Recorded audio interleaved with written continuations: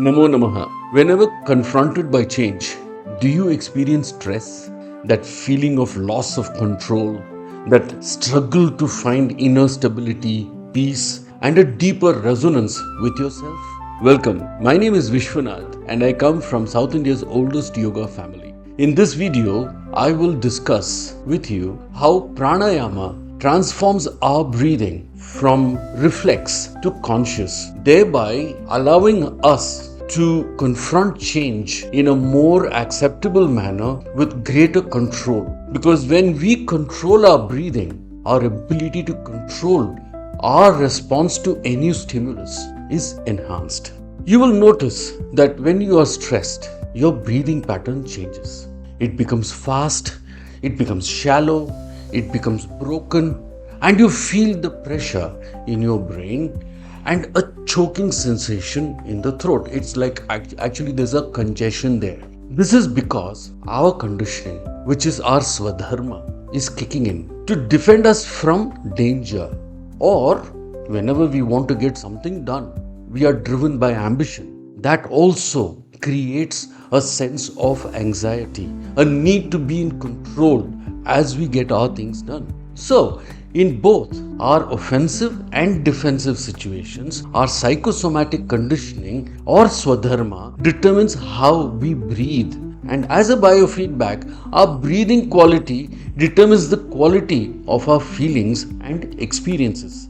So, before we dive into the transformative aspects of pranayama, we need to understand the relationship between conscious and unconscious breathing. Normally, our breathing is unconscious. We do not notice that we are breathing. And it responds to the stimulus that we receive, which means that we are completely out of control in the way we breathe. So, in order to be in greater control of ourselves, when we are confronted by stimulus that drives change, we should be able to control our breathing, that component which enables us to be stable within ourselves when we are confronted by change.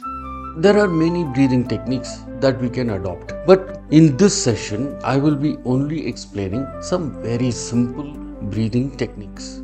The first one is a very simple, short breathing technique which enables us to focus our attention on our abdomen. Because when our abdomen is free, the abdomen is able to fall down, thereby bringing the diaphragm down, thereby increasing the volumetric efficiency of our lungs, enabling greater absorption of oxygen within our system. So in this breathing technique, which I will be sharing with you, all you need to do is to focus on your abdomen and inhale and exhale in a faster sequence, like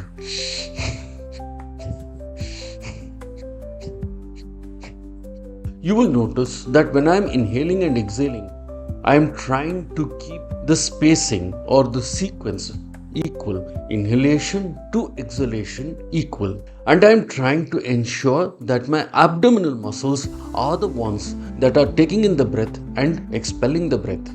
When you do this, what happens is that there is greater absorption of oxygen and the dead spaces within the lungs are utilized. Another important aspect of pranayama which I am going to speak about today is the relationship between pranayama and dhyana. Whenever we inhale, there will be a plateau or a silent zone between inhalation and exhalation. This is called kumbhaka, and often it is very short. However, that kumbhaka or that silent zone is the zone of the Brahman.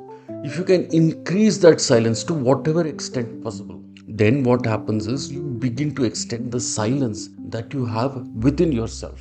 This is the key to dhyana.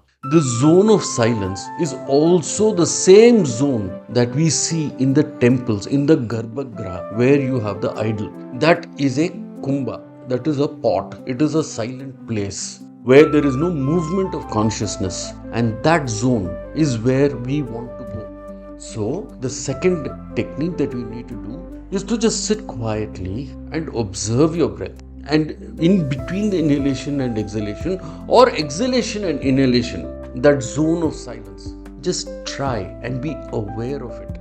This is the first pranayama lesson in this session. We will go into more complex pranayama in the future sessions. Thank you very much.